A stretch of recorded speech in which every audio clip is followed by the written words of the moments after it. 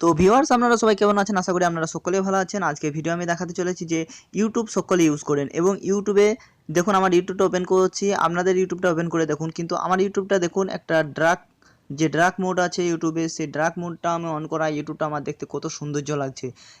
যেমন একদম কাঁচের মতো জ্বলজ্বল করছে, আয়নার মতো জ্বলজ্বল করছে, আর দেখতে পাচ্ছেন আমার ইউটিউবটা। তো আশা করি আপনাদেরকেও শেখাতে পারবো আপনাদের যে ডার্ক মোড আছে ইউটিউবে, সেই ডার্ক মোডটা আপনারা কীভাবে চালু করবেন সেটা আমি শেখাতে চলেছি। তার জন্য আপনাদের কী করতে হবে, আপনারা চলে যাবেন আপনার মোবাইলে ইউটিউবে। তো ইউটিউবটা ওপেন করে নেবেন, সিম্পলি ইউটিউবটা ওপেন করে নেবেন।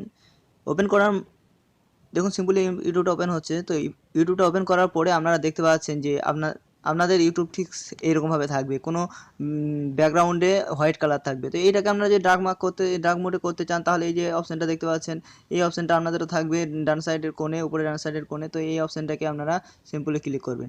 সিম্পলি এটাকে ক্লিক করার পরে একটু নিচের দিকে চলে যাবেন। নিচের দিকে যাওয়ার পরে এখানে দেখতে পাবেন সেটিংস অপশান দেখতে পাবেন, এটাতে ক্লিক করবেন। সেটিং অপশানে ক্লিক করার পরে আপনারা দেখতে পাবেন উপরের দিকে যে জেনারেল অপশানটা আছে, এটাতে ক্লিক করবেন।